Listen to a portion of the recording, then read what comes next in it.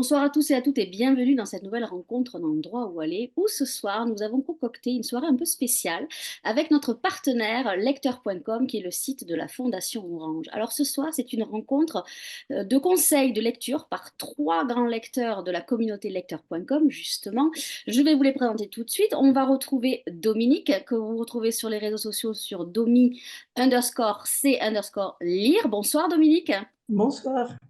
On retrouve Jean-François sur les réseaux, vous le retrouvez sur le nom bulle.noir. Bonsoir Jean-François. Bonsoir à tous. Et Anthony qu'on retrouve sous le pseudo Les livres de K79. Bonsoir Anthony. Bonsoir à tous. Alors, je pense que le visage d'Anthony et Jean-François vous sont un peu familiers. Ils sont déjà venus animer des rencontres. Ce soir, ils sont trois. Alors, la configuration est un peu spéciale. Comme ce sont des conseils de lecture, il n'y aura pas de questions du public, mais on va écouter. Mais avant de commencer, je voudrais vous poser une question à tous les trois. Vous lisez beaucoup, j'imagine, de lecture blanche, pas que du roman noir, mais aussi de la blanche. Je voudrais savoir qu'est-ce qui vous attire dans la littérature noire. Bon, je ne sais pas qui veut s'y coller en premier. Je peux commencer si vous voulez. Ouais, allez, Anthony. Moi, je lis vraiment aussi bien des deux, même si j'ai tendance à lire un petit peu plus de noir quand même. Je crois qu'il y a deux choses qui m'attirent dans tout ce qui est roman noir, polar, thriller. Je mets un peu tout ça dans le même sac. Euh, la première chose, c'est le page turner. C'est-à-dire qu'il y a certains livres qui sont vraiment, qui mettent un suspense, une pression, on a envie de savoir la suite. Donc ça permet d'avoir des lectures qui sont super efficaces. Voilà, des lectures où on va pas se coucher tant qu'on n'a pas fini le chapitre, au moins le chapitre. Alors voilà, voilà, donc une certaine mécanique en fait qui me plaît dans ce type de roman. Et la deuxième partie, ça va être plutôt, je trouve que c'est une manière aussi indirecte de traiter des faits de société ou de faits importants par le biais d'une enquête policière ou par le biais voilà, d'une histoire noire. En fait, ça raconte énormément de notre société d'aujourd'hui, quoi. Enfin, voilà, de nous et des autres d'ailleurs, hein, des autres pays aussi. Enfin, ça dépend de ce qu'on lit, mais ou de notre histoire aussi. Donc, ça raconte, c'est très très instructif en fait. Dominique? Alors, un peu comme Anthony, j'aime beaucoup la diversité qu'il y a dans la littérature noire, mais en fait, je lis autant, sinon plus, de littérature blanche que de littérature noire. Ce que j'aime dans le noir, c'est aussi les différences qu'il peut y avoir. C'est-à-dire que un polar, c'est pas juste un polar, il y a beaucoup de catégories différentes. On peut être dans la psychologie, on peut être dans le gore, on peut être... Voilà, il y a beaucoup de choses différentes. Moi, je suis pas trop dans le gore, mais j'aime la partie psychologique, j'aime le côté historique et j'aime aussi beaucoup voyager. Et donc, les auteurs islandais, enfin nordiques, les auteurs hispaniques, j'en ai lu pas mal. Voilà, j'aime beaucoup ça, ou les Américains. Ça me permet aussi de découvrir d'autres cultures et d'autres habitudes en ayant toujours l'intrigue, comme disait Anthony aussi, l'intrigue et le rythme. Souvent, dans un polar, voilà, on s'ennuie pas, quoi. Et quelquefois, c'est souvent un polar qui est commencé le soir, il est fini pendant la nuit. Alors qu'en littérature blanche, c'est plus facile de le poser, de reprendre le lendemain. Donc, ce rythme-là est aussi un peu addictif. Jean-François? Alors pour ma part, je ne lis pratiquement plus de littérature blanche depuis longtemps. Ah. Je n'y arrive plus, voilà. Alors mes lectures, c'est essentiellement de la bande dessinée et du roman noir. Donc il n'y a plus trop de place pour la littérature blanche. Moi, ce qui m'attire dans le noir depuis toujours, ou presque, c'est d'abord, j'ai besoin d'un attachement à des personnages, donc souvent des personnages récurrents. Mais c'est vrai que les personnages sont très importants, que ce soit un policier ou pas forcément, mais quelqu'un qui mène une enquête, j'aime les romans d'enquête, donc ça, c'est vrai que je suis très attiré par ça. Et puis, bon, vous l'avez dit tous les deux très bien, c'est le contexte. Ça me semble très important aujourd'hui dans le polar. On a parlé des voyages et c'est vrai qu'il y a toujours un lien avec un pays, avec les travers de ce pays, comme l'a dit très bien Anthony, les travers de notre société, mais des sociétés d'autres pays. On a découvert beaucoup les pays nordiques grâce au polar nordique. Donc voilà, il faut qu'il y ait c'est là un peu la définition de roman noir de Claude Mesped, hein. C'est vraiment, on est lié, on va pointer un peu les travers de société avec le polar et ça permet ça. Voilà. Parfait. Alors, on va faire un premier tour de pistes. Chacun, vous allez présenter des titres. Je vais vous demander de donner en quelques mots le contexte du livre et après m'expliquer et expliquer à ceux qui nous regardent pourquoi vous leur conseillez de lire ce roman spécialement. Alors, je ne sais pas qui veut commencer. Allez, Anthony, l'envie, là, il est motivé. Il faut bien y aller un jour, hein. Ouais. Donc moi, dans les livres que je vais vous présenter ce soir, eh ben, je vais suivre exactement ce que Dominique vient de dire. C'est-à-dire qu'il y a vraiment, allez, on va dire trois types de polars différents, qui n'ont vraiment rien à voir. Et donc le premier, donc je vais commencer en fait un petit peu crescendo, on va dire justement dans le suspense et dans la tension.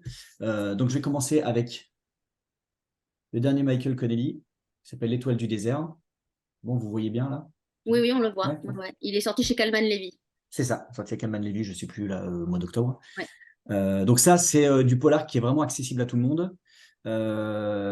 Donc c'est une nouvelle aventure de René Ballard.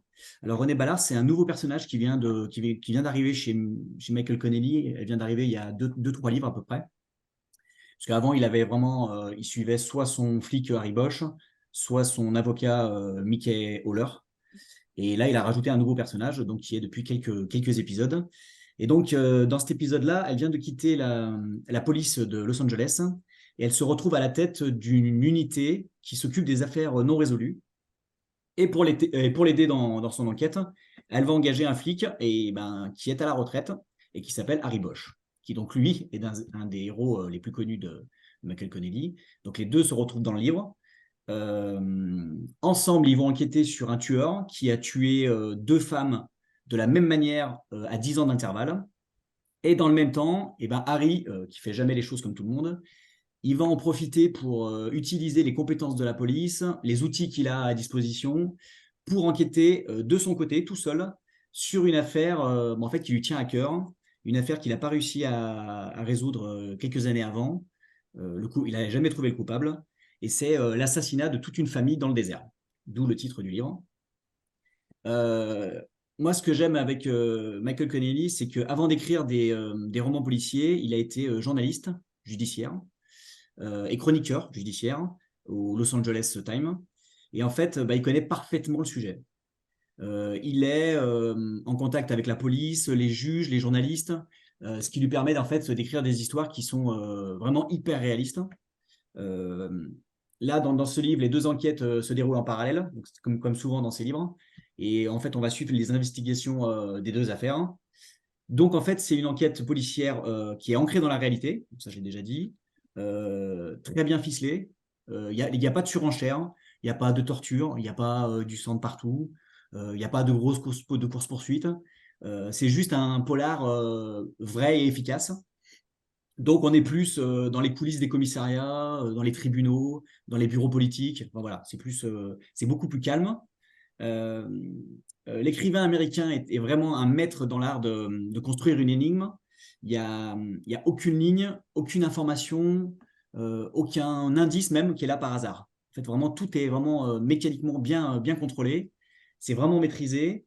C'est très documenté. Ça, je vous l'ai déjà dit, il se renseigne un petit peu, donc c'est vraiment très documenté. Et puis, bien sûr, il y a plein de rebondissements et souvent une fin assez surprenante. Et là, c'est encore le cas. En plus, ça va permettre aux gens, alors pour ceux qui ne connaissent pas, ça va permettre de rencontrer Harry Bosch, qui est un personnage super attachant que je suis depuis très longtemps. Et je pense que les gens qui ne le connaissent pas, ça leur permettrait de le découvrir. En plus, Michael Connelly, depuis qu'il a commencé la série il y a très longtemps, il a fait évoluer son personnage. Donc son personnage, il vieillit en fait en même temps que les livres. Donc c'est vrai que c'est assez intéressant de le suivre. Mais pour celui-ci, ce qui est bien aussi, c'est qu'il peut se lire seul, je pense, même sans avoir lu les 24 ou 25 livres qu'il y a avant. Je ne sais pas exactement combien il y en a eu. C'est vraiment, je pense, une bonne porte d'entrée pour découvrir cet auteur. Voilà. Donc moi, c'est un auteur que j'adore depuis très longtemps. J'ai lu au moins une quinzaine de ses livres. Et je trouve que c'est un des auteurs qui perd jamais en qualité. C'est-à-dire que si vous aimez un de ses livres, vous les aimerez tous. Parce que c'est jamais mauvais. C'est soit bon, soit très bon. Voilà. Voilà, en gros. Est-ce que vous l'avez lu, Jean-François et Dominique, celui-ci? Pas sûr. Pour ma part, je suis un fan inconditionnel de Connelly, donc je les ai tous lus. Et Tous, c'est excuse-moi bien, c'est Dominique, beau. ouais, je les ai tous lus. Et je trouve que celui-ci particulièrement fait partie des tout bons. C'est ça. Pour ceux qui ont eu la chance de suivre l'évolution du personnage, comme tu l'as très bien dit Anthony, celui-ci c'est une bascule. Enfin, vraiment, C'est vrai. voilà, Harry Bosch vieillit, il est plus du tout en forme. Et alors non seulement il est très attachant, mais là il devient presque émouvant, je trouve. Mm. Et enfin, ce dernier opus m'a vraiment touché par rapport au personnage d'Harry Bosch. Et alors que je trouvais que ça s'essoufflait un petit peu, moi, les Mm. aventures d'Harry Bosch. Et là, vraiment, celui-ci, je l'ai trouvé formidablement réussi. Dominique? Alors, j'ai pas lu celui-ci, mais j'en ai lu beaucoup de Connolly. Je suis C'est d'accord bien avec vous, déjà, hein, c'est bien. on se trompe jamais avec lui. Ouais, Donc, c'est tous les Harry Bosch, bien sûr. Et j'ai dû peut-être lire le précédent, parce qu'il y avait déjà ce personnage, mais pas le dernier. Et effectivement, avec le déclin un peu de Harry Bosch, mais qui est quand même toujours présent, quoi. Allez, Et, Jean-François, on va enchaîner sur Très bien. un titre. Alors, eh bien, on peut peut-être rester dans les personnages récurrents, avec un personnage bien moins connu, à mon avis, que Harry Bosch. Donc là, on est chez Agulot Édition, qui est une maison d'édition à découvrir, ça je vous le dis tout de suite. Et donc, on est avec donc, le commissaire Soneri, qui est le héros de Valerio Varesi, qui est un écrivain italien. Et donc, celui-ci est le dernier en date, c'est le 8e, je crois, paru en France, qui est sorti cette année donc chez Agulot. Et donc, avec le commissaire Soneri, on est dans la région de Parme, en Italie. Et la région a son importance parce qu'il y a tout un contexte. On est là sur du polar d'atmosphère, du polar d'ambiance, un peu à la Simenon, hein, pour ceux qui connaissent le commissaire Maigret. Donc là, on est vraiment sur des enquêtes qui prennent leur temps. On n'est pas sur du thriller violent. On est sur un enquêteur un peu âgé, qui a du métier, qui a de la bouteille, qui est un peu mélancolique par rapport à sa jeunesse, par rapport à son passé. Et cette enquête particulièrement va lui renvoyer son passé d'étudiant un peu révolutionnaire. C'est-à-dire que au cours de ce dernier opus, un ancien leader du mouvement 68 art italien est retrouvé poignardé. Il se trouve que Sonnery le connaissait, et donc cette enquête va lui renvoyer un peu ses idéaux de jeunesse qui ont disparu. Que sont-ils devenus ces idéaux? Qu'est-ce qu'on a fait de notre jeunesse, de cette génération où on voulait tout changer, où on voulait tout révolutionner? Dans cette Italie qui se tourne vers l'extrême droite aujourd'hui, qu'est-ce qu'on a fait de tous ces idéaux? Qu'est-ce qu'on a fait de tout ça? Et donc cette enquête, elle permet un peu de balayer comme ça toute l'histoire de l'Italie depuis les années 60-70. Et donc, il porte un regard assez désabusé, comme ça, assez nostalgique. Et en même temps, c'est quelqu'un qui est très observateur, très à l'écoute, et qui mène son enquête brique par brique, petit à petit, avec des pages où l'alimentation locale aussi a son importance. Il se retrouve souvent autour d'une bonne table, et se nourrir, pour lui, ça lui permet de réfléchir et de retrouver de la vigueur. Et c'est assez intéressant de le voir traîner dans des gargotes locales où il nous décrit le menu, les menus italiens un peu à l'ancienne. Et donc, je trouve qu'il y a vraiment un contexte et une atmosphère très particulière dans les romans de Valerio Varesi. Et c'est ça qui fait que je suis très attaché à ce personnage. Alors, c'est peut-être l'âge aussi, je sais pas, peut-être que moi aussi, j'ai un côté comme ça nostalgique et mélancolique. On se Et, reconnaît. mais je m'identifie assez à ce commissaire Sonnery, je dois dire. Je l'ai rencontré, je l'ai sur le tard. Au début, je ne suivais pas ses aventures. Et je me suis vraiment attaché à ce personnage. Et chaque roman, en fait, c'est un rendez-vous que maintenant je suis très très content de retrouver avec ce côté Simenon. C'est ça. Alors Simenon, c'était une autre atmosphère, mais on retrouve un peu les brumes de Parme avec le fleuve qui souvent est en crue.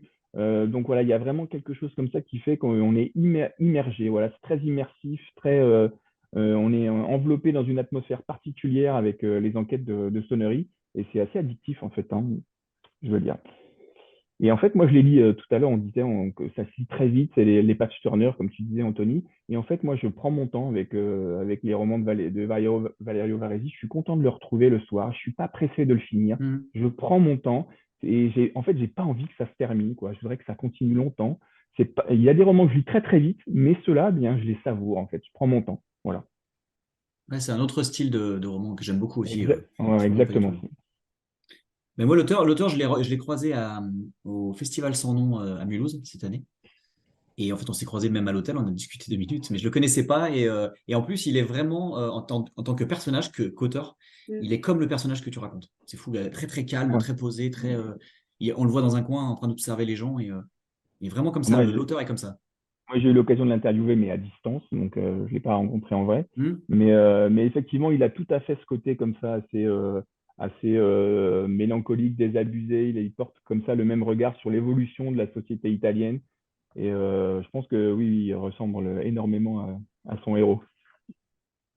Dominique, c'est à toi.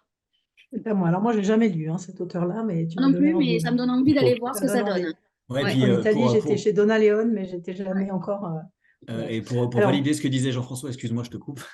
oui, Agulot est une super maison. Si Ouais. si on veut découvrir des étrangers, surtout. Mm, mm. Ouais. Ouais, bah, ils Exact. font principalement des étrangers, d'ailleurs. Mm. Voilà, petite parenthèse. alors moi, je vais vous parler de La Porte du Vent, je ne sais pas si on le voit bien, de Oui, oui, Jean-Marc Sauvira. Jean-Marc. Donc, Jean-Marc Sauvira est un auteur que je suis depuis le début. Alors, c'est un auteur, mais c'est surtout un commissaire. Donc, je l'avais découvert avec Le Magicien, le vent l'emportera et Les Sirènes Noires, sur lequel il avait un flic qui suivait chaque roman, Mistral, que l'on retrouve à peine ici, mais plus trop. Alors, La Porte du Vent, on est en région parisienne et il y a une guerre de gangs entre la mafia chinoise et la mafia juive. Donc, la mafia chinoise et la mafia juive, et il y a une guerre de gangs assez sanglante. Ça démarre pas mal. Je crois qu'Anthony, tu l'as lu, mais ça démarre plutôt fort. Si on aime les romans pas sanglants, c'est pas le cas. Mais pourquoi ces deux communautés qui s'affrontent là, qui ont l'air de se connaître et qui pourtant habitent dans des coins complètement différents de Paris, dans le nord ou côté Neuilly, qui n'ont pas du tout la même religion, les mêmes coutumes, les mêmes habitudes, qui n'ont rien normalement en commun pour se rencontrer, comment en sont-elles arrivées là? Et ce que j'ai aimé dans ce roman aussi, c'est qu'on est OK dans un roman policier, mais on est aussi dans un vrai roman historique. Et donc, on bascule dans la deuxième partie, je ne vous raconte pas les parties, hein, je vous dis simplement là, on bascule dans la première partie, pendant la Première Guerre mondiale. Et pendant la Première Guerre mondiale, on s'en souvient certainement pas, mais en France, enfin, les Français et les Anglais avaient d'énormes pertes de soldats, plus de 1000 soldats par jour. Et donc, à un moment donné, il a fallu faire venir du monde. Alors, il y avait les femmes dans les usines, mais ça ne suffisait pas. Donc, ils se sont dit, on va faire venir du monde. Et ils ont fait venir des Chinois en France, en particulier dans le nord de la France, pour pouvoir assurer le quotidien. Donc, 140 000 Chinois sont arrivés en France à cette occasion. On leur avait promis qu'ils ne feraient jamais la guerre, mais ils se sont retrouvés sur le front pour une grande partie. Et au moment, donc à la fin de la guerre, ils devaient tous repartir et une partie d'entre eux n'est pas repartie en Chine et restée. Et très souvent, ils sont restés avec les soldats juifs qu'ils avaient rencontrés, ont travaillé avec eux, et donc il y a une sorte de communauté qui s'est créée. Alors, si j'en parle comme ça, c'est que ce point-là, c'est la réalité. C'est-à-dire que l'auteur est allé chercher dans l'histoire donc de la Seconde Guerre mondiale l'origine en fait de ces clans, de la connaissance de ces deux clans. Voilà. Et donc on a toute une partie sur la Première Guerre mondiale, c'est passionnant, et on revient bien sûr au présent. Alors pourquoi ces clans aujourd'hui sont toujours ensemble? Ben, la spécialité des mafias juives, c'est la captation d'argent, et la spécialité des mafias chinoises, c'est le blanchiment d'argent. Donc ils savent très bien travailler les uns avec les autres. Je ne vous en dis pas plus, parce que si je vous en dis plus, je vous en raconte trop. Mais j'ai adoré. Alors, il faut savoir aussi que Jean-Marc Sauvira est un commissaire.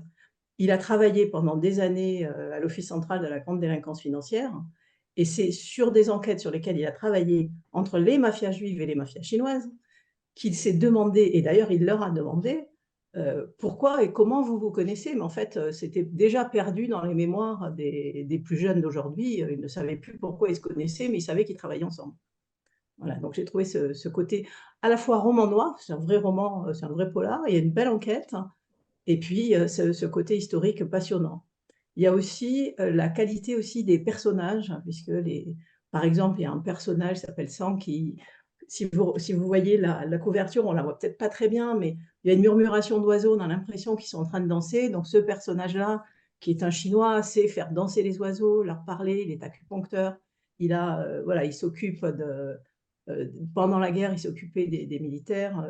C'est le personnage idéal dont on aimerait qu'il existe dans la réalité. Parfait. Donc, je remettrai, pour ceux qui ont raté le titre du départ, je remettrai sous la vidéo à la fin de la rencontre les références et les conseils qui vous ont été donnés. Mais il y aura aussi sur lecteur.com et n'hésitez pas à aller parce que quotidiennement, il y a des ajouts de conseils de lecture de la communauté sur lecteur.com. Anthony, deuxième titre. Oui, alors je vais juste faire une petite parenthèse Oui. sur. Je fais des parenthèses toute la soirée, hein, je vous préviens. Non, non, c'est un très très grand livre. C'est un énorme pavé, parce que ça fait plus de 700 pages, je crois. Ouais. Et vraiment, il est très très important parce que, comme tu disais, il y a une histoire de mafia, mais il y a surtout une histoire historique qui est vraiment très importante. Et ce que j'ai vraiment aimé dans le livre, c'est justement aussi ce qui nous arrive encore aujourd'hui. Je pense que c'est arrivé à toutes les époques. C'est la différence entre l'histoire et ce que les gens s'en souviennent, en fait. Et on se rend compte que les choses se perdent. Et dans ce livre-là, c'est vraiment la preuve que des choses qui étaient ancrées dans l'histoire, les gens qui ont vécu l'histoire avant, on n'oubliera jamais ça. Et en fait, les générations d'après oublient. Et c'est ce qu'on vit tous les jours au quotidien, quoi. Voilà, c'était ma petite parenthèse. Très bien, parfait. Alors après, donc, je monte un petit peu d'un cran, légèrement, hein, ça va. Et là, je vais partir sur un roman qui est plus psychologique. Donc là, on a un thriller psychologique. C'est Angelina Delcroix, Mémoire d'un expert psychiatre. Donc là, le titre, bon, on voit tout de suite à quoi on a affaire. Donc l'histoire, c'est Adam Jacouri, qui est un psychiatre auprès de la cour d'appel. Alors, il est vieillissant, il pense mettre fin à sa carrière. Il pense même à écrire ses mémoires, voilà, d'où le titre. Mais autour de lui, il va y avoir d'un seul coup des disparitions mystérieuses et puis même des cadavres. Et là, il va se mettre en alerte, tout simplement parce qu'en fait, il suspecte assez rapidement que c'est un de ses anciens patients qui revient pour s'attaquer à lui. Donc, ils sont en danger. En plus, les flics ne croient pas sa version, son entourage ne croit pas non plus. Enfin, c'est pas, voilà, il est cru par personne. Il mène donc sa propre enquête pour essayer de démêler la vérité. Alors, Angelina Delcroix, c'est une autrice que je suis depuis pas très longtemps, ça fait 2-3 ans, je lis tous ses livres. Et en fait, elle a suivi un cursus de formation en psychothérapie et en criminologie.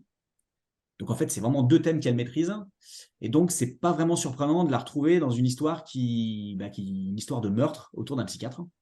Je pense que c'est complètement dans son thème à elle. Le roman en lui-même, il alterne entre les souvenirs et le présent d'Adam, du personnage principal. Mais en parallèle aussi, il y a des chapitres. Angelina Delcroix, elle met des petits chapitres en parallèle avec des petites scènes de vie de malades dans des hôpitaux psychiatriques. Et en fait, elle nous propose plein de pistes, en fait. On est un petit peu perdu. Elle essaye de nous brouiller un petit peu l'esprit. C'est stressant, c'est oppressant, l'ambiance. En fait, elle joue tout au long à nous balloter entre la réalité, la folie, la paranoïa. On ne sait pas vraiment s'il y a un complot, si vraiment tout ce que le psychiatre pense est vraiment arrivé ou si il est en train de perdre la boule. Voilà, on est un petit peu entre les deux tout le temps. Donc, on est vraiment là dans le thriller psychologique. Mais en même temps, donc là, c'est ce que je disais tout à l'heure, il y a quand même un message derrière tout ça. Elle met en lumière la justice. Comment on fait pour juger des fous, par exemple? Parce que la justice, elle n'est pas la même selon les témoignages des experts. Les experts ont vraiment de l'importance dans les jugements. Et qu'est-ce qui arriverait si un psychiatre se trompait ou si le malade il trompait le professionnel? Et en fait, ça, c'est toutes les questions qui traversent le livre, voilà, qui nous gardent en tension tout le long du livre. Donc, en gros, si vous aimez être manipulé, Angelina Delcroix, je crois que ça va vous plaire. Anthony pardon, Jean-François. Je regarde Jean-François, je l'appelle Anthony. D'abord, merci pour ces 2 conseils d'auteurs français, parce que je lis trop peu de polars français, donc j'essaie de m'y mettre un peu plus, mais c'est bien d'en découvrir. Moi, je repars sur un autre personnage récurrent de Ian Rankin, qui est un auteur écossais, qui a donc une série autour d'un inspecteur qui s'appelle John Rebus. Et c'est le 24e, je crois, qui est sorti cette année. Je remercie d'ailleurs Anthony d'avoir pris tout à l'heure le Michael Connelly parce que ça m'a hésité. J'hésitais beaucoup avec le dernier Connelly. Donc du coup, je peux vous parler de John Rebus et donc Un cimetière dans le cœur. Voilà, le titre m'avait échappé. C'est donc le dernier. Alors ce personnage, il est Là aussi, il y a un contexte, mais je vais y revenir. Mais ce personnage, il a quelque chose de particulier, c'est que c'est un flic toujours un peu à la limite de la légalité depuis le début de ses aventures.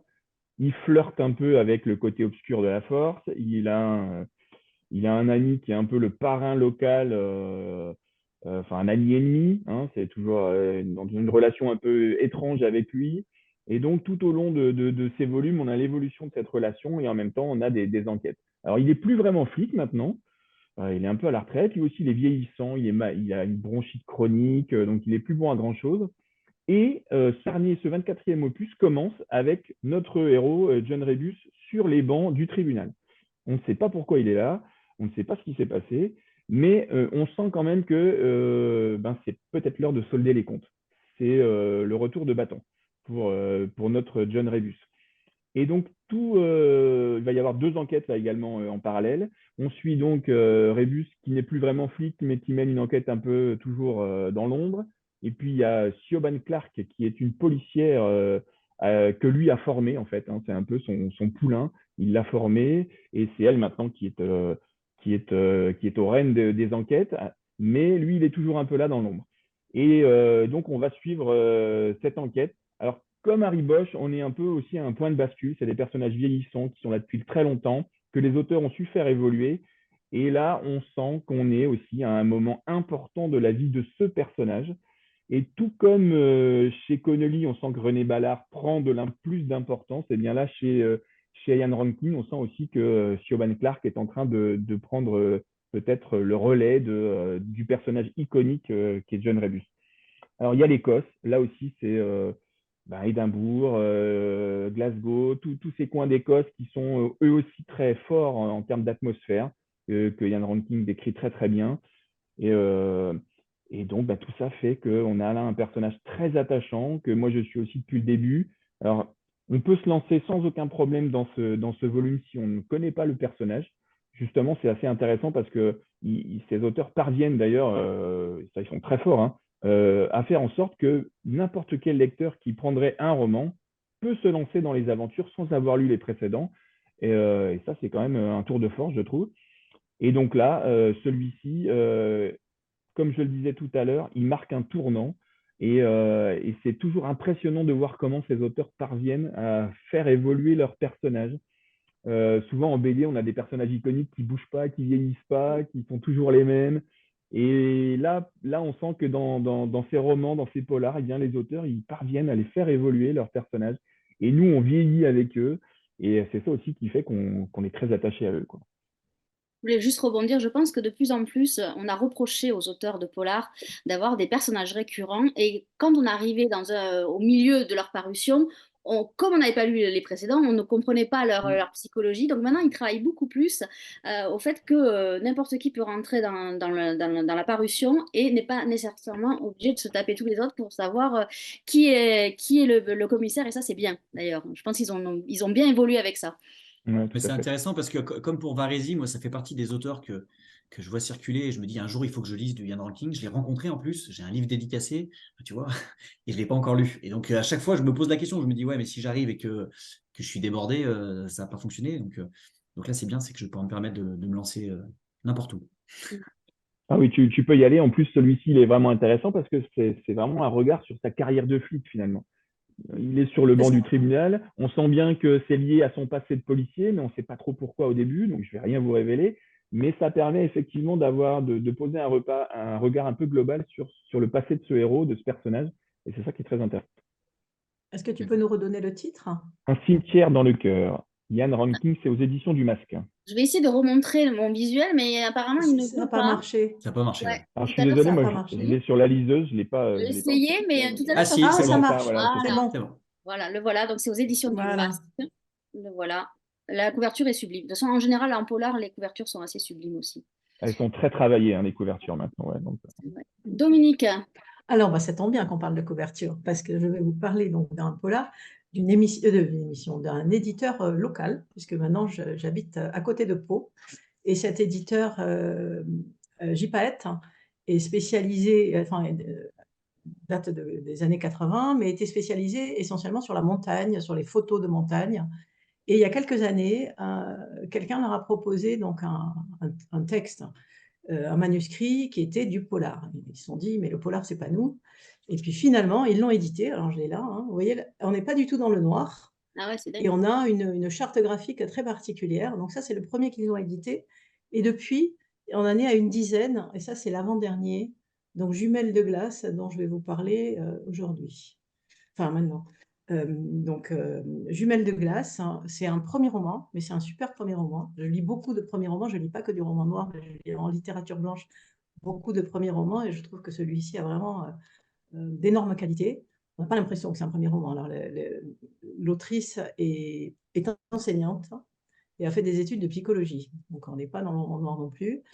Son intrigue, donc, se passe dans les Pyrénées, dans l'Ariège. Deux jeunes partent en randonnée. C'est des habitués de la randonnée en montagne. Ils vont, c'est le printemps, et donc, ils partent en montagne. Et à un moment donné, assise au pied du glacier, la jeune femme découvre au loin un chiffon rouge. Et en fait, le chiffon rouge, c'est pas du tout un chiffon rouge, c'est le cadavre d'une jeune femme qui a été restituée par le glacier. Et donc, qu'est-ce qui s'est passé? Qui est cette personne? D'où vient-elle? Et depuis combien de temps est-elle là? Alors, on a beaucoup de chance, mais quelquefois, les auteurs de polar ont de la chance. Il se trouve que quelqu'un a eu un cambriolage et avait donné son ADN, une femme de la région, et on trouve que cette personne qui est restituée par le glacier est la jumelle de la dame âgée, maintenant, puisque c'était il y a 50 ans ou 40 ans, je ne me rappelle plus. Voilà. Et donc, toute l'histoire est pourquoi cette jeune femme est là, restituée par le glacier, et donc pourquoi est-elle morte là? Qu'est-ce qui s'est passé? L'autrice nous entraîne, et en ça, elle a été très, très, très forte, puisque ça paraît tellement évident. Elle nous entraîne de l'autre côté des Pyrénées, en Espagne, et on se retrouve sous Franco. Alors, on n'est plus trop sous Franco, mais on se retrouve sous Franco à une époque où on avait pris un peu l'habitude d'enlever certains enfants aux parents parce qu'on considérait que ces enfants-là, ces parents-là, républicains, allaient mal les élever, et donc on les donnait à d'autres familles. Et donc, on se retrouve dans ce contexte-là avec ce personnage. Mais tout l'intérêt du roman, c'est, OK, il y a ça, mais c'est surtout comment la jeune femme qui a découvert ce cadavre et la sœur, donc la sœur jumelle qui ne savait pas qu'elle avait une sœur jumelle, vont réagir et vont... Alors là, on est beaucoup dans le psychologique, hein, on n'est pas dans le roman noir, très noir. On est vraiment dans un roman psychologique, mais qui a aussi ce côté social et historique avec l'Espagne. Et ce que j'ai aimé aussi, c'est la façon qu'elle a eue de nous parler, le réchauffement climatique, enfin, tous ces points qui nous intéressent aujourd'hui, ils paraissent évidents en fait dans le roman. Ils ne sont pas lourds, c'est une évidence. Donc c'est très bien, c'est bien traité. La nature est très présente, les Pyrénées sont très présentes. Alors moi, je suis plutôt côté Pyrénées-Atlantiques, mais elle m'a donné envie d'aller en Ariège.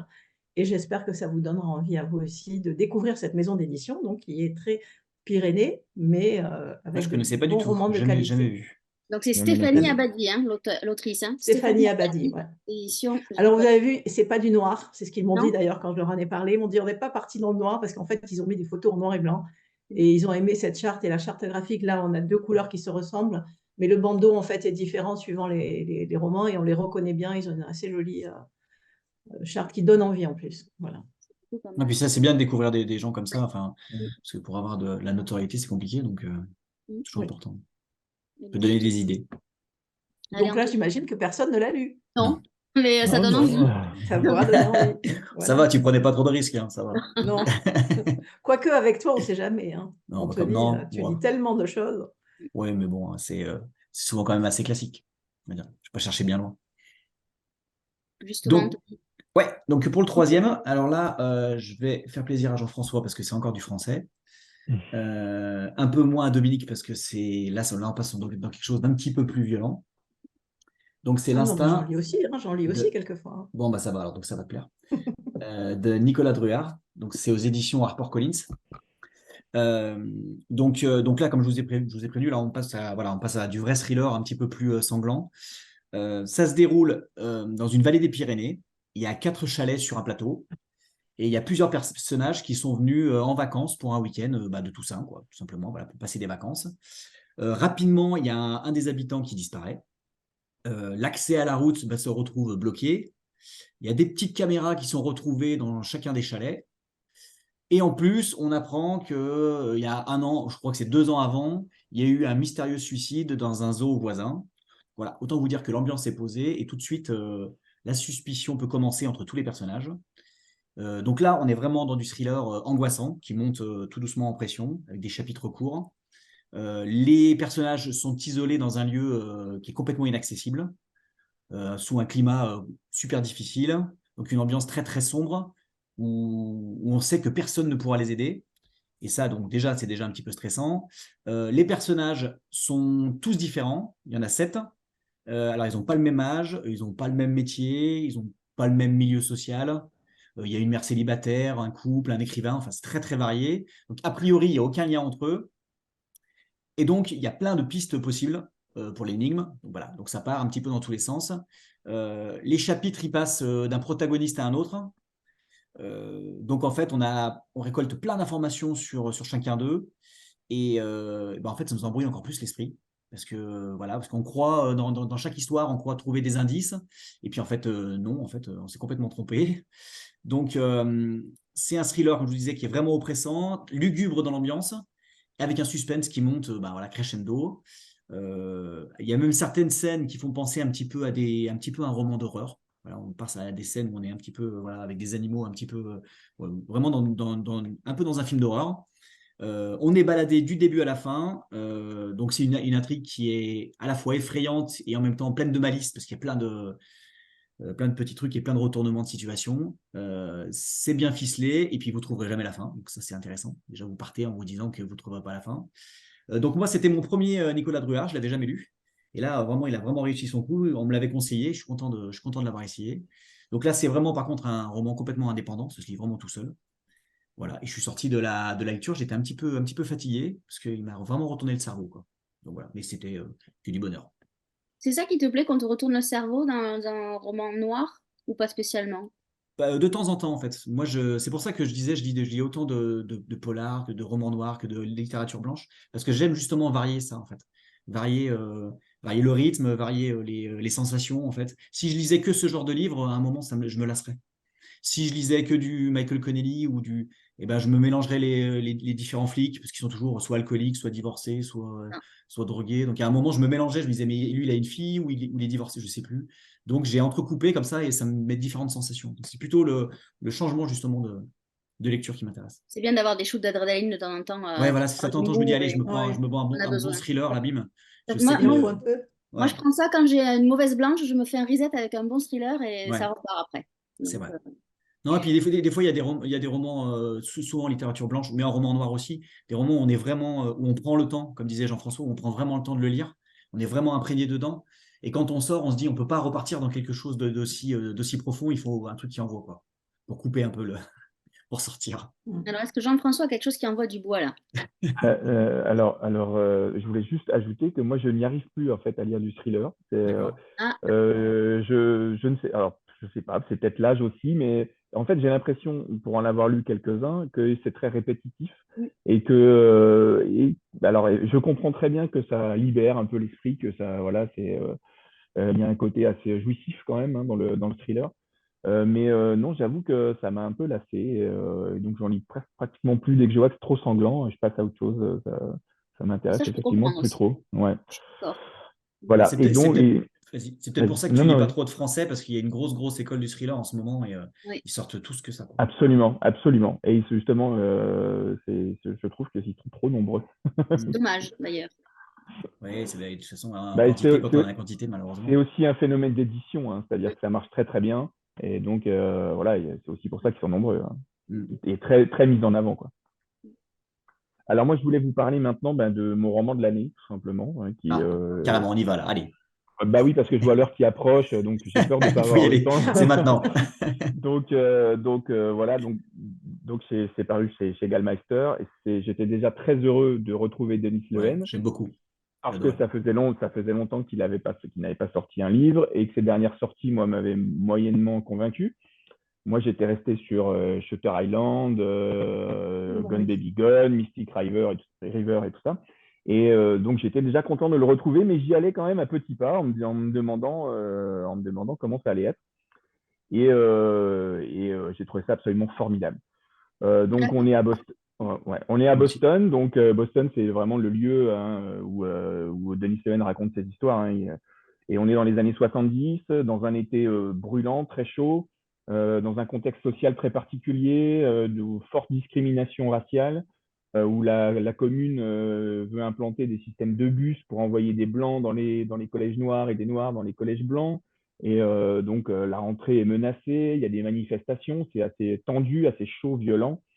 Et dans ce contexte, on va suivre Marie-Pat, qui est un personnage féminin absolument extraordinaire, qui est une femme dure dans le sens où c'est voilà, d'origine irlandaise, comme beaucoup à Boston, et qui élève seule sa fille et qui cumule des boulots pour pouvoir s'en sortir. Et sa fille, bah, c'est son bijou, c'est sa pépite. Et elle disparaît. Voilà. Un soir, elle part en soirée et elle ne revient pas. Et donc, ce roman va suivre la quête de Marie-Pat dans le quartier de Soucy à Boston, où elle a décidé coûte que coûte de retrouver sa fille. Et elle va transgresser toutes les règles du quartier pour y arriver, les règles un peu tacites, hein, où bah, non, il ne faut pas bousculer le trafic de drogue, il faut se taire quand quelqu'un disparaît, il faut y aller doucement, il ne faut pas faire de vagues. Et en fait, elle va tout faire exploser, elle va, euh, elle va se battre pour retrouver sa fille. Et donc, ce personnage est marquant. Enfin, moi, il m'a marqué profondément ce personnage de femme libre, de femme forte, de femme dure, de femme têtue, courageuse, qui veut tout balayer, qui n'acceptera aucun obstacle devant elle pour atteindre son objectif, atteindre son but, c'est retrouver sa fille. Et voilà. Et donc j'ai trouvé ce roman absolument extraordinaire. C'est grand Denis Lehen, ça fait bien plaisir de le retrouver comme ça. Donc pas besoin de l'avoir lu avant. Hein. Si vous n'avez rien lu de Denis Lehen, vous pouvez y aller. C'est un one shot, hein, ça se lit tout seul. Et je pense que ça a marqué bon nombre de lecteurs autour de moi et je le conseille dès que je peux. Mm. Voilà, c'est du bonheur. Je suis d'accord avec en disant que c'est un des livres à lire cette année parce que moi j'avais reçu, j'avais mis de côté et tout le monde est venu m'en parler. Du coup, je suis allée le lire et effectivement, je me suis dit, ah ouais, quand même, grand livre là. On Ouais, est... ouais, voilà, c'est ça, Mais c'est chez un grand livre. Gallmeister, il y a toujours des pépites hein, quand même. Il y a des. Voilà. Il faut aller aussi vers Gallmeister. Je sais que ça fait peur, je sais que les livres sont chers, mais ils ont quand même une ligne éditoriale qui est quand même assez. Bah, là, mes deux dernières lectures, Qualitatif. c'est chez Gallmeister, c'est James Crumley et Greg Johnson. Donc effectivement, c'est des auteurs américains quand même assez. Ouais. Voilà, on peut y aller quoi, on peut y aller sans risque. Ouais, ouais. Est-ce qu'une parenthèse, Anthony, non, de Dominique sur. Je ne l'ai pas lu, j'ai lu les premiers de Ah, cet auteur, mais je n'ai pas lu celui-ci. Donc, bah, il vous faut que m'avez tu donné y ailles. envie, là. Il faut y aller là. Les gens, là, il Ouais. a raison, Jean-François, il faut aller en librairie acheter ça d'urgence parce que vous allez prendre une grande claque. Et... Anthony, tu l'as lu toi, non? On t'entend plus, Anthony. Ah, Moi, on je t'entends t'entend pas. plus, il a un problème de micro? Il C'est s'est bon? auto-censuré, oui. C'est bon là? Ah oui, Oui, ouais, tout seul. J'ai coupé ma parenthèse tout seul. c'est ça. Non, non, je dis, bah, moi j'attendais aussi le de Sloven dès qu'il est sorti. Moi, j'ai pas fait comme Nathalie, je l'ai tout de suite pris, j'ai pas attendu. Parce que j'étais un petit peu déçu aussi par les derniers. Mais là, il avait vraiment mis du temps avant de revenir et je me suis dit, allez, on y croit et voilà, c'est bien passé. Ouais, non, non, c'est énormément. Là, c'est vraiment typiquement ce que j'appelle du roman noir avec un contexte. C'est vraiment l'histoire en elle-même, ok. Alors le personnage extraordinaire, mais c'est vraiment, elle fait vraiment ressortir une situation en fait derrière, quoi. À la fin du roman, on se dit en fait, on a appris ce qui se passe là-bas, quoi. Comment ça se passe? Mais je trouve que les auteurs étrangers, notamment dans le noir, ont ce talent-là quoi, par rapport aux Français. C'est qu'il y a toujours un Mm. contexte qui est là. Et moi, je trouve quand même, je suis désolée de le dire, hein, nos amis auteurs français, ils sont plutôt pas mauvais, mais je trouve que dans le domaine Conscient ce que tu étranger, vas ils dire, sont quoi. quand même 100 fois au-dessus de ce qui se fait en France, quoi. Ils y vont. Petite parenthèse dernière, promis. Non, c'est pas vrai. Oui. Non, parce que j'ai le livre qui est juste à côté de moi, et donc ça, je pense que ça va plaire à Jean-François, et donc à tous ceux qui aiment aussi Denis Sloven. Donc ça, c'est français par contre. Ça, c'est Estelle Tarot, c'est le dernier festin des vaincus. Et là, pareil, un contexte, c'est au Canada. Je ne veux pas le raconter parce que ça ne fait pas partie de mes livres, mais c'est au Canada avec comment sont traités les Indiens de là-bas, les autochtones de là-bas. Et il y a la misère, l'alcool, enfin, on est vraiment dans le même état d'esprit un petit peu, et on se rend compte de ce qui se passe aussi là-bas. C'est pas, voilà, ça permet de se rendre compte des choses aussi. Et là, Allez, c'est français. Dominique, c'est à toi. Allez. Bon, je ne fais pas que dans le soft. Non, effectivement. Anthony, hein, donc Jacques Saussé, Ce qu'il faut de haine. C'est le premier que je lis de cet auteur. Ah, j'ai bien commencé, hein, parce que la scène, bien évidemment, on va trouver un cadavre. Alors, on a une jeune femme qui vit à Paris, qui est étudiante, hein, en médecine, et qui revient régulièrement dans le Morvan voir ses parents. Et un matin, elle part faire du jogging avec son chien, et au bord de la rivière, elle découvre un cadavre. Euh, voilà, un cadavre. Je ne vais pas aller plus loin parce c'est vraiment Ouais. sordide à la Ouais, façon dont dégueulasse. il a Ouais. été, dont la personne a été tuée. Et de là démarre donc une enquête. Ce que j'ai aimé, alors pas forcément la description du cadavre et de la façon, mais euh, on sait assez rapidement qui est la victime. C'est une victime donc, qui était spécialisée en RH, mais spécialisée dans les entreprises pour dégager du monde, hein, quand ça ne va pas. Donc, un très intéressant point sur justement cette vie en entreprise et la façon dont certains ont peu d'état d'âme et la façon aussi dont les victimes à ce moment-là de ces personnes-là, de ces RH ou de ces entreprises le ressentent. Ce petit côté est bien traité. Et puis, on a donc cette jeune femme, j'ai oublié son prénom pour le coup. Anthony, tu dois t'en rappeler, elle Oula, non, s'appelle, j'ai une je mémoire ne sais poisson plus, rouge. enfin bref, c'est pas Compte pas grave, sur moi. qui va être, je crois, un fil conducteur de prochains romans pour Jacques Saussé, D'accord. mais qui m'a intéressée aussi parce qu'elle elle n'est pas flic. Alors, bien évidemment, ça se passe dans le Morvan, donc la gendarmerie va s'occuper de l'affaire. La victime est parisienne, donc la PJ parisienne va aussi s'occuper de l'affaire, donc tout le monde va se retrouver dans le Morvan. Mais ce qui est intéressant aussi, c'est la façon dont la jeune femme qui a découvert ce cadavre est tellement perturbée par ce qu'elle a vu. D'ailleurs, elle a même pris en douce des photos qui vont la tourmenter pendant des jours et des jours. Elle est tellement perturbée qu'elle va décider, elle aussi, de faire une enquête. Et donc, on est sur une autre liberté. On n'a pas, quand c'est un flic ou quand c'est un gendarme qui fait une enquête, on a des contraintes, on a un cadre dans un roman policier qu'on n'a pas quand c'est un enquêteur lambda qui va le faire. Donc j'ai trouvé ça intéressant. Ce qui est bien aussi, alors là, ce livre-là, moi je l'ai lu dans la soirée, hein, par contre, j'ai pas pu le lâcher. Ce qui est intéressant aussi, c'est l'alternance. On a, à un moment donné, on a des chapitres où quelqu'un parle, on ne sait pas qui parle, et petit à petit, on comprend que c'est le ou la coupable, hein, donc qui est en train de nous parler, mais on le comprend pas tout de suite, hein. Et on découvre donc un personnage, j'allais dire, qui est presque plus aimable que la victime. On essaye de le comprendre en tout cas, et je trouve que Jacques Saussé nous perturbe dans ce polar parce qu'on n'a pas envie de l'aimer, la victime, quoi. On n'a pas envie de la comprendre. On cherche un peu à savoir ce qui se passe et on est plutôt du côté des autres, quoi. Et alors, il nous cueille à la fin aussi avec un final sympathique. Donc, ouais, c'est un roman que je vous recommande.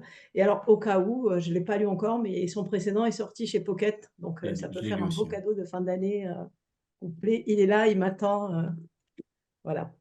Alors, on me demande de redonner les titres. Je vais juste dire qu'à la fin de la rencontre, je remettrai les références sous la vidéo et vous aurez aussi toutes les références de Anthony, de Jean-François et de Dominique sur le site lecteur.com. Ne vous inquiétez pas, on va tout vous donner. Je ne sais pas si on va avoir le temps de faire le quatrième titre, donc on donnera juste les références. Moi, j'ai envie de vous poser une question toute simple.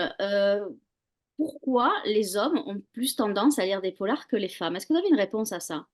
Parce que moi qui étais en magasin, effectivement, les hommes étaient vraiment attirés par les polars plus que les femmes. Maintenant, ça commence à s'équilibrer un peu plus. Oui, Mais c'est ce est-ce que vous que avez une réponse à cette question piège? Déjà, déjà, il me semble qu'il y a de plus en plus d'autrices de Ouais. polar. Donc déjà, ça, je pense que ça joue aussi à féminiser le lectorat. Parce que j'ai l'impression, comme tu dis, oui, que je pense que ça s'équilibre de plus en plus. Et c'est vrai que par le passé, c'était une littérature de gare, c'était une littérature un peu, oui, c'était masculin, parce que d'abord, c'était exclusivement écrit par des auteurs masculins. Hmm. Et peut-être qu'on considérait que c'était trop dur, trop violent, trop sanguinaire pour les femmes par le passé, mais ça, tout ça, ça a quand même bien changé. Et il me semble que c'est plus trop le cas aujourd'hui. Enfin, j'espère en tout cas. Parce qu'il y a des femmes qui nous écrivent des horreurs quand même, hein, sous leurs airs sympathiques. Oui, Oui, Là, oui, oui. elles sont bien sanglantes. Hein. Ouais, c'est presque On les avait du pires. Agatha Christie quand même au début, hein, donc Oui, quand Ouais, même, c'était oui. quand même c'est des vrai, femmes. t'as oui, raison. oui. T'as raison. C'était une exception quand même, hein, à Ça a l'époque. évolué Oui, depuis oui. Agatha Mais Christie. là maintenant, on a les louves du polar. Tout Mm. à fait, Tout à fait, justement, c'est une bonne absolument. transition. Les Louves de Polar, il ne faut pas les oublier. C'est un collectif d'autrices qui est. D'ailleurs, souvent, elles ne sont pas ni flics, ni douanières, ni du métier. D'ailleurs, est-ce que ça influe sur vos lectures Est-ce que c'est un gage de qualité quand l'auteur a été lui-même soit flic, soit douanier, soit criminologue, comme tu disais tout à l'heure, ou expert? Est-ce que c'est un gage de qualité pour vous ou pas? Assez souvent, c'était un gage de qualité, mais je suis pas sûr que ce soit une règle, j'en sais rien. Assez souvent, ça a marché, hein, mais C'est je pas sais un, pas. c'est pas un critère en tout cas, me Non, non, semble-t-il. voilà, c'est ça. Voilà, Oui. Ouais, c'est pas ce que je vais regarder non, pas du tout. pour choisir mes lectures. Pareil, C'est c'est pas un vrai que critère, mais c'est aussi souvent la qualité ou en tout cas oui, la qualité dans l'intrigue, hein. Et là, oui, quand c'est oui, des. puis Mais ça m'empêche pas de lire les autres non plus. Ouais. ça va permettre surtout de parler d'une certaine réalité. Moi, ce que j'ai beaucoup aimé sur certains, voilà, qui étaient par exemple des anciens flics ou qui sont encore flics, par exemple, je parle souvent des flics. L'avantage, c'est qu'ils donnent souvent des exemples et quand je parle avec eux, ils me disent, mais non, mais cet exemple-là, en fait, je l'ai vu en vrai, quoi. Voilà. Ah oui. Voilà. Et il y a, par exemple, il y a des auteurs qui sont juges ou des choses comme ça. Il me dit, mais en fait, j'ai vu ça dans mon tribunal, quoi. Donc, j'ai rien inventé, en fait. Donc, finalement, ça donne un petit peu plus de réalisme, même si des fois, c'est surprenant parce que la réalité dépasse souvent la fiction. C'est pas une phrase, Ouais, je pense à c'est une Jean-Marc phrase Sauvira, vérifiée. hein, Jean-Marc Sauvira, c'est le cas pour Hmm. tous ses romans, hein. Ouais. Mais j'ai lu que le dernier, moi, je connais pas les autres. Donc, Ah, il faut. Et alors, oui, Jean-François, il allait parler. Ouais, non, c'est quand même une grande tendance hein, aussi, hein, de voir aussi, des anciens flics qui sont devenus écrivains. Ouais, écrivain, c'est aussi un métier, quoi. Ça, on est d'accord. C'est un vrai métier, oui. On est d'accord. On est d'accord. S'il y avait, quel est votre titre, votre Graal dans le noir? S'il y avait un titre que vous emmèneriez sur une île déserte, ça serait lequel? Dans Ah, le noir, alors hein? là. Alors moi, si je peux commencer, parce Ouais. Oui, que vas-y, vas-y. moi j'ai toujours le même, donc c'est celui qui m'a vraiment un peu lancé, je dirais. Bon, c'était il y a très longtemps, hein, c'est Meurtre pour mémoire de Didier Danin, qui, pour moi, vraiment l'exemple type de ce que j'aime dans le roman noir et dans le polar, c'est-à-dire c'est une enquête avec un peu de fiction, mais très implantée dans un cadre réel, qui était donc la manifestation et la tuerie de plusieurs Algériens, d'un bon nombre d'Algériens lors d'une manifestation à Paris dans les années 60, hein, si je ne dis pas de bêtises. Et voilà, c'est un événement historique qui a marqué beaucoup de gens. Et dedans, Didier Daninx place une petite enquête fictionnelle. Et il a un grand don pour ça, Daninx. Si vous ne le connaissez pas, je vous conseille de le lire. Et voilà, pour moi, c'est vraiment l'exemple type de ce que j'aime dans le roman noir. C'est un lien avec un contexte, un cadre historique, quelque chose d'assez très, très réaliste. Et en même temps, on arrive à implanter une petite enquête, une petite fiche dedans et qui emmène le lecteur dans ce contexte. Voilà. Anthony a été obligé de regarder sa bibliothèque pour Ouais, trouver. non, mais j'ai pas trouvé. Il n'a Non, pas non, trouvé. je serais incapable de le faire parce que c'est vraiment, ça varie d'année en année en fait, quoi. À chaque fois, et puis vraiment, en plus, c'est ce qu'on disait tout à l'heure sur tout ce qui est polar et thriller, on est quand même sur un petit peu, quand même souvent la même chose. C'est un peu difficile d'en sortir un plus qu'un autre, en fait, finalement. Moi, ça me plaît, voilà. Souvent, dans l'année, j'ai 20 livres qui m'ont plu. Pour les différencier, c'est difficile. J'ai plus finalement de facilité avec la littérature blanche, où là, il y a vraiment des livres où je me dis, waouh, là, qui resteront implantés toute ma vie, voilà, qui m'ont vraiment marqué. Dans la littérature noire, non, j'aurais vraiment du mal. Je pourrais pas en citer un, c'est Dominik, tu impossible. as une idée du livre, toi? J'ai pas vraiment d'idée. J'ai toujours lu du polar. J'ai commencé justement avec les Agatha Christie, entre autres, il y a bien longtemps. Mais je pense que celui qui m'avait bien relancé dans le polar, c'était Henning Mankell. Mm. Ah, Mais alors dire lequel, je saurais pas. Mais voilà, j'ai tout lu chez Henning Mankell et j'ai adoré. Et ah oui, c'est Jean-François? moi lui aussi, aussi, voilà, avec ses personnages. Tu parlais d'un personnage qui vieillit aussi. Enfin, il y avait, Wallander. Ouais. Wallander. voilà, il y avait tout chez lui. Moi, j'ai versé ma petite larme hein, à la fin du dernier Ben Wallander. oui, on n'avait pas du tout envie de le voir Bouleversant, c'est Ouais, partir. bouleversant. ouais, ouais. Donc oui, Extraordinaire. lui, il y a la qualité de l'écriture, il y a les paysages, on est ailleurs, quoi.